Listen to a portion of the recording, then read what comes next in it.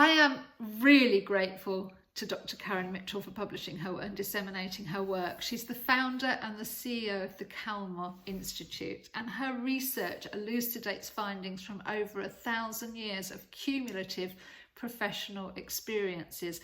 Now, I'm hoping that I can set up a video podcast with her at some point. Hello! That wasn't very subtle, was it? Hi! let's have a chat, let's have a podcast. I would be really keen on having you on my channel. I'm also keen to interview local, national and international speakers on this subject. So, back to the simple, how can you spot a psychopathic narcissist in your work environment? And what can you do to protect yourself? So I'm going to give you 5 actions that you can do. That was all the preamble. So all my other Thursday thoughts around this will be much shorter. There will be a character trait, how you can spot a psychopathic narcissist, and then there will be actions, 5 actions that you can take to protect yourself. So Dr. Mitchell tells us a very interesting fact about narcissistic psychopaths. They often have partner henchmen, or women, whom they've groomed by offering them opportunity. And that leaves these henchmen indebted, entwined, and with invested interests in the narcissistic psychopath's deceit and scheming. In other words, people become culpable to that plotting and scheming and that Machiavellian behaviour, and indebted to the narcissist.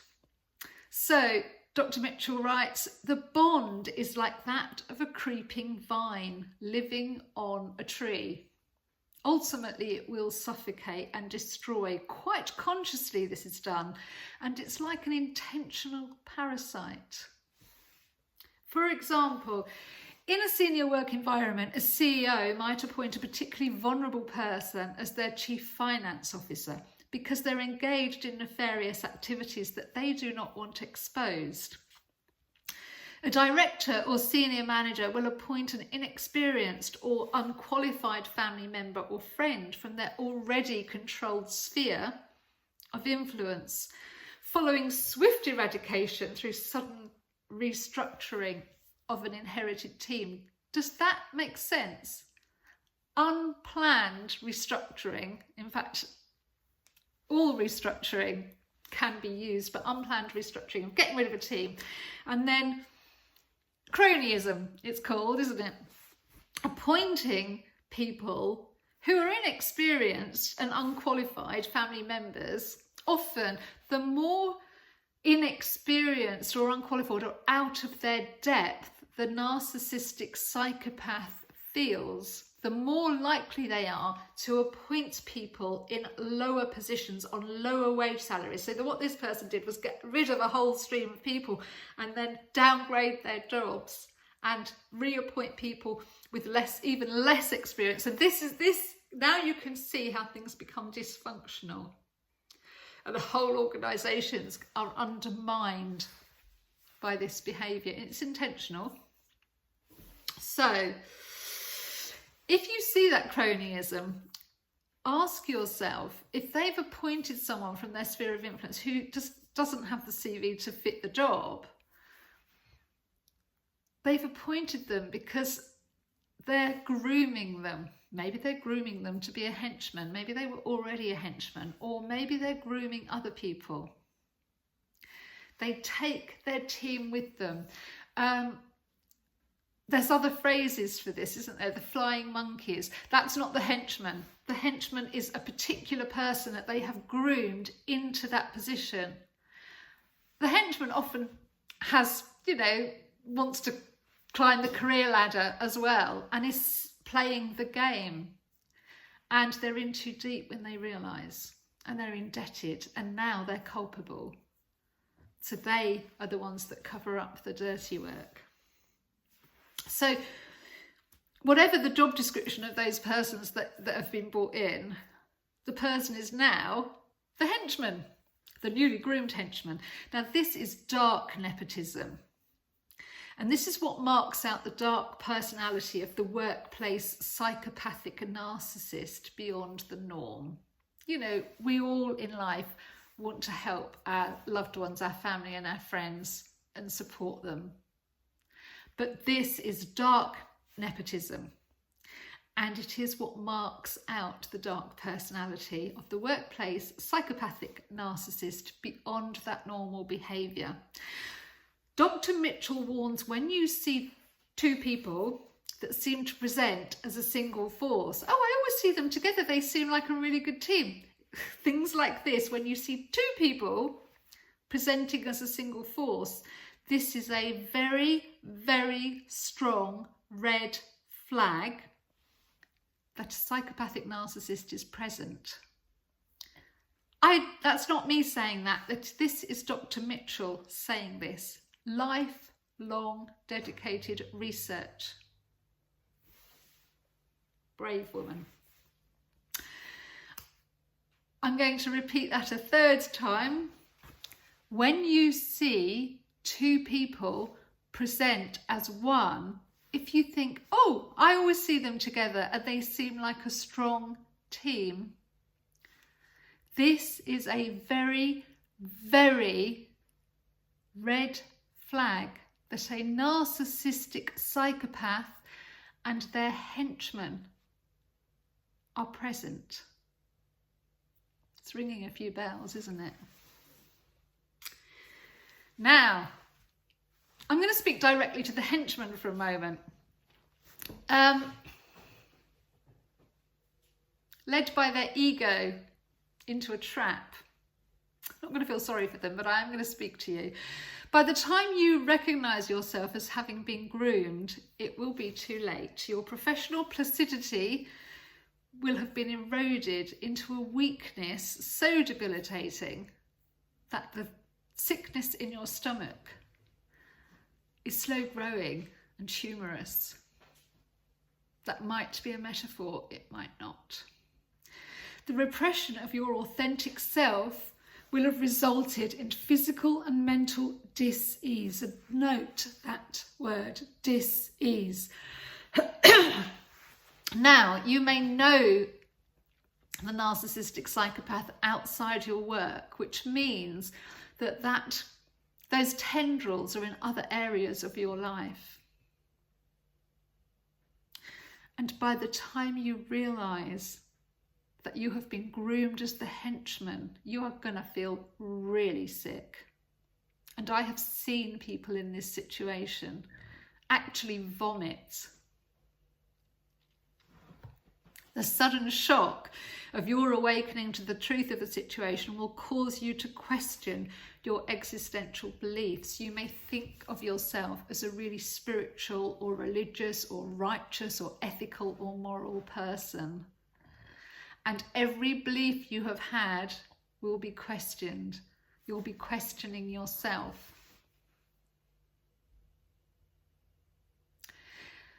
The thing to remember is you've led yourself into this. Your ego led yourself into this. Your motivation was very, very different from the narcissistic psychopath because their brain is wired up differently. But you were hugely motivated by your ego and not in alignment at all with your true self. And you know, because you will know, I didn't handle that very well, or you will also come out of meetings and start to think that did not feel comfortable for me. And you are mistaking being groomed and being a henchman with being professional or presenting as a professional. It's very difficult if those people are in other areas of your life. Be forewarned, by the time you realise that loyalty is a one-way street, you will, as soon as you realise, you'll be thrown under the bus. Destroyed and discarded as collateral damage, like so many victims that you will have seen before you. Now, you will be in a situation where you were thinking, oh no, they might be wrong. No, we had a disciplinary because they were wrong. And then you realise, oh, actually, your whole position was just a veil.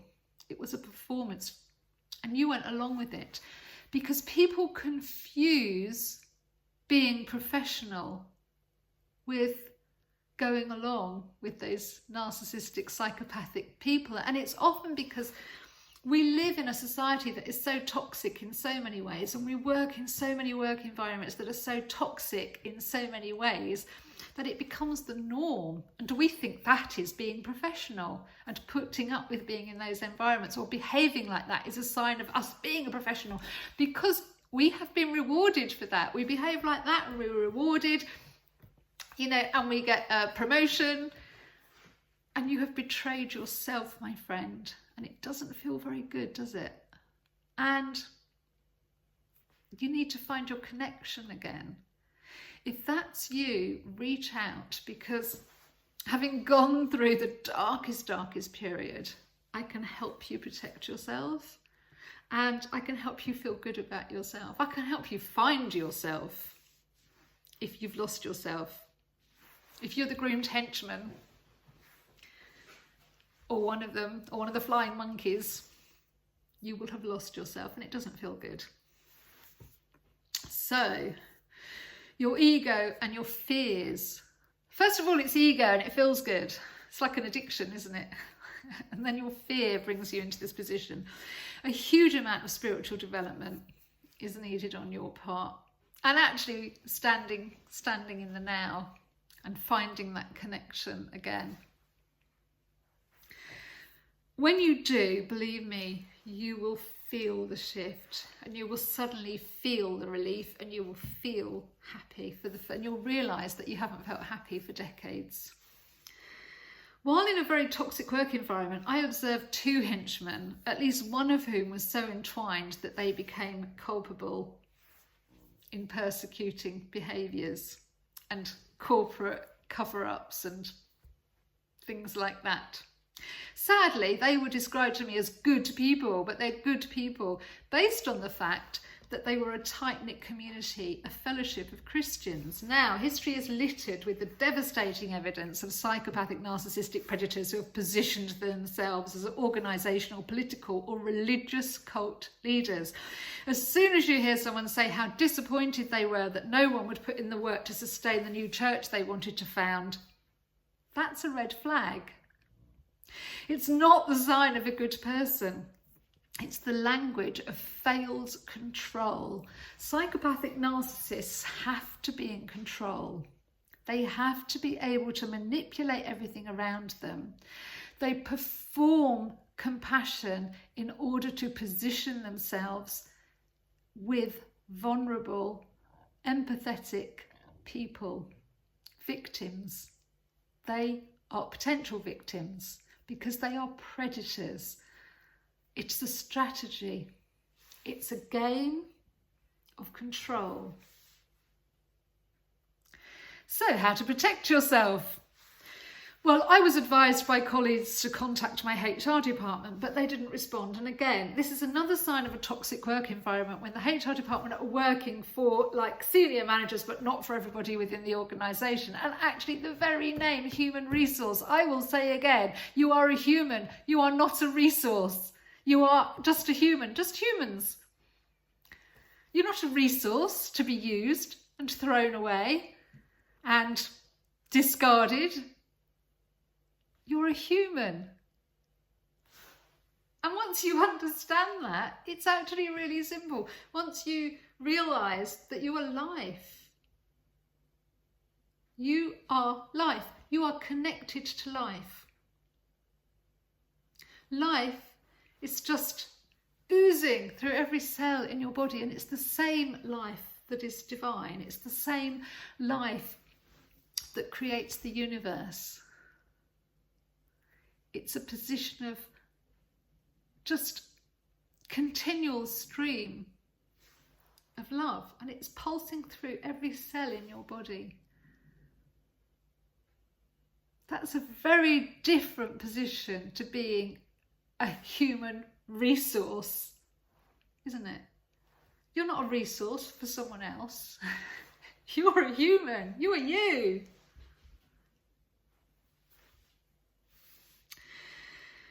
So, that didn't work because you know that you're in a toxic work environment where the HR departments are the gatekeeper of the toxic culture. They are the key to changing the culture as well. But, you know, I wouldn't want to be a director of human resources because it's your job. You're either the narcissistic psychopath or you're in the toxic environment that you're trying to make a difference. Really hard, really hard. And always be true to yourself. Again, learn how to protect yourself. Very, very simple techniques. And learn how to listen to your body. Learn how to always be true to yourself. I was advised by colleagues then to contact the union. Now, in this particular organisation, the union representatives are so stressed to overcapacity dealing with the grievances and disciplinary actions that the union reps themselves were ill and diseased and aggrieved and being disciplined because they weren't towing the party line. I think George Orwell was trying to explain a lot to us, wasn't he, in Animal Farm in 1984, and none of us listen. We're not listening. We need to change that whole culture. So if the union reps are also line managed within the organisation where they're representing people, this creates a direct conflict of interest, doesn't it? I don't know what the answer is, but that's how things are structured. Now, if that's how things are structured, and the structure has innate conflicts of interest, you're never going to... Fairness just doesn't exist then, does it? However much some people are there in a toxic environment, you have to change a lot of organisational ways of thinking. And the fact that toxic environments have become the norm, so it's kind of insidious. Actually, once you step out of it and you feel so much better and you look back, you can really see. So this is what I'm saying. So many people now, people are standing up, shining a light on toxic cultures and toxic work environments, that you're shining a light on those dark areas. And once you see them for what they are, you realise you don't want to be part of that, because you want to be healthy and you want to be happy and you want to be valuable and you want to be you. Because you are you. You don't have to perform or be a resource, because your value is you, right? It starts to become much more simple. Now, we know the culture of organisations need to change if we recognise that they're toxic. And I think I've given you a lot of signposts to that. So on to the next bit. YouTube is littered with how to deal with. But most of the how to deal with is from the position of psychological operational strategy. It's psychology. Well, psychology is engaging in battle. And the only strategy I would employ is the strategy of the Lotus Sutra. So I'm not going to get all religious and theological on you. But we may bring some interviews in around this. Don't engage, I would say, particularly in a psychological battle. Now, I can't give you advice on how to deal with it in the workplace because I didn't engage in the warfare. And quite frankly, I failed miserably because I believed in the system. And I thought, you know, people would listen, and I thought there was a fairness innate in the system, but there wasn't. There is no fairness innate in a toxic environment. So anyway, but it still has to be done. Shining a light on those crevices still has to be done, but do not attach to expected outcome or outcome. You know what's going to happen. It doesn't matter, and do not take it personally. So quite frankly, I you know, can't give you advice about how to climb up that ladder in a toxic environment. What I can do is I can help you become aware of how being in the sphere of a psychopathic narcissist, of daily toxicity, is damaging your mental and physical health. And you, my friend, are more valuable to you than anyone else. And I can help you become aware of how to protect your health, your physical health, your mental health, and also your energy field. Now, I found myself needing to take showers, for example, several times a day, just like someone who's been raped.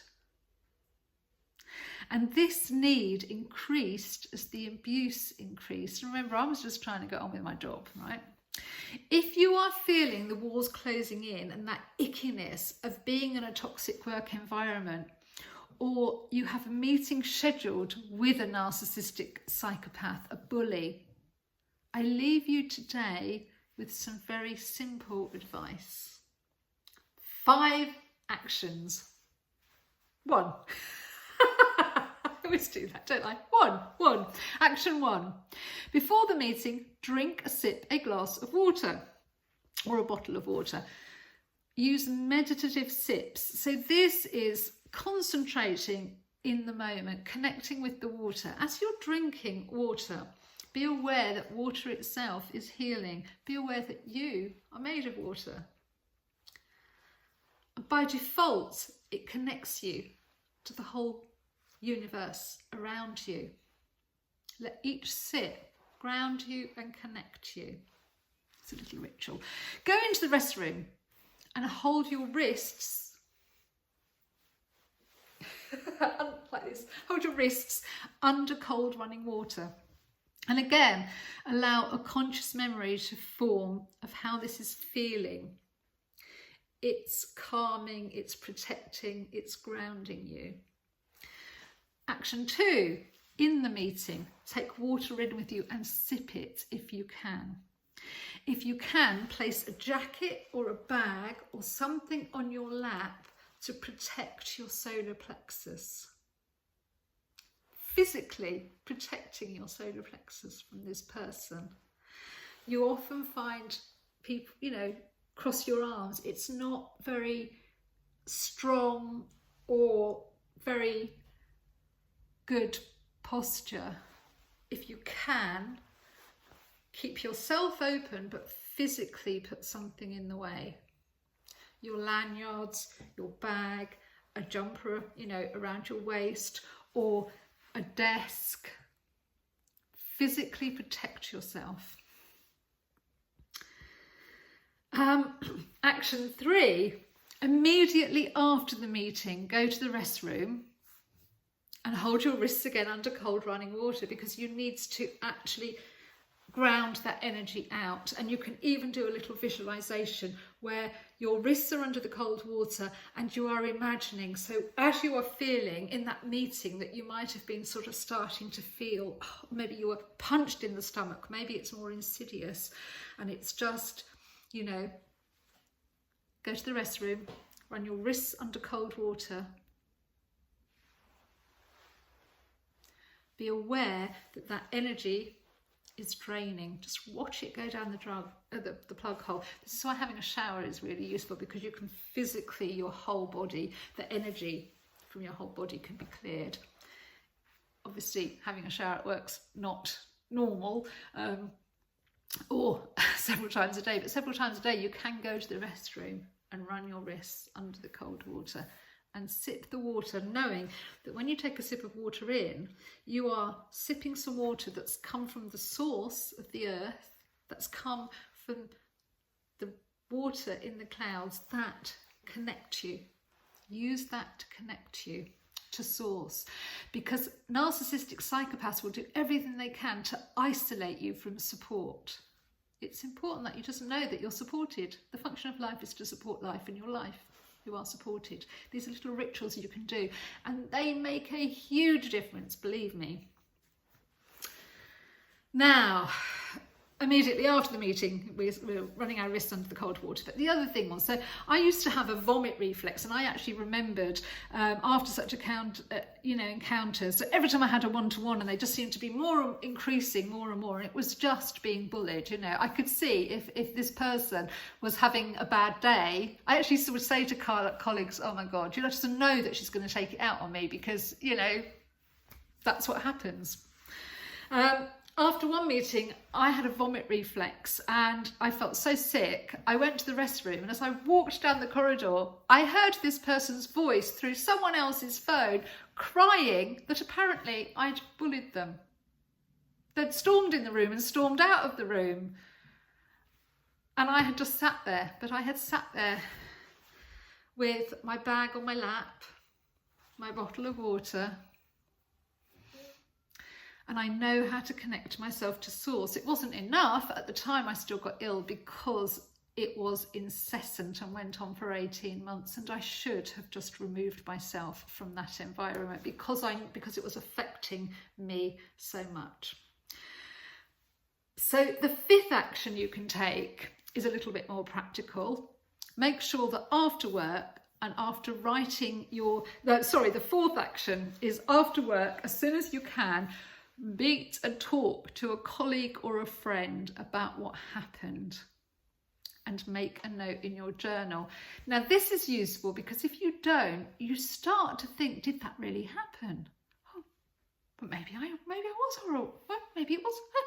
And your thinking will position you into a position of a victim, or you'll start to question yourself and your own sanity. So it's important that you go as soon as you can after those meetings and talk, preferably to a colleague, about what happened, or make a note in your journal. Now remember, you're not gossiping about the person, you are just recalling what happened so that when you speak, the narrative is clear in your head. That was your experience. Do not let anyone else negate your experience. Your experience is your truth. So don't talk in a bitchy, gossipy way, but go and tell someone what happened. If there's no one to tell, talk to the mirror, but preferably a senior colleague, although they're probably going to close ranks around you anyway. It doesn't matter because they're shining the lights on the dark crevices. We are now shining lights on this darkness in society, and by doing so we are making that shift, okay, and saying we're not accepting this anymore, okay, and it's really important.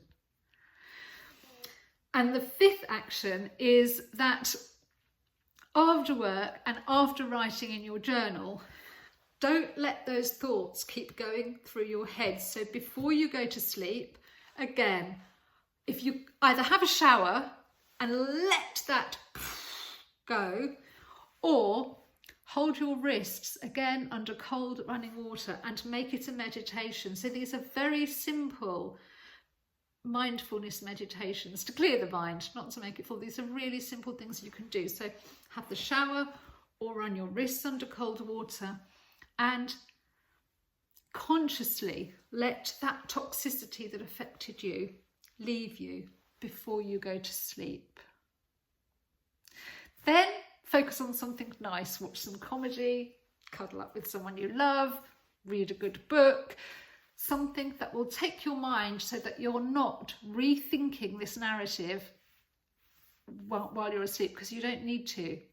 You've told your truth to your journal, you've told your truth to another person, you are clear about what happened, you are clear because you understand how it made you feel, and your feelings about a situation, how you feel, is your authentic truth.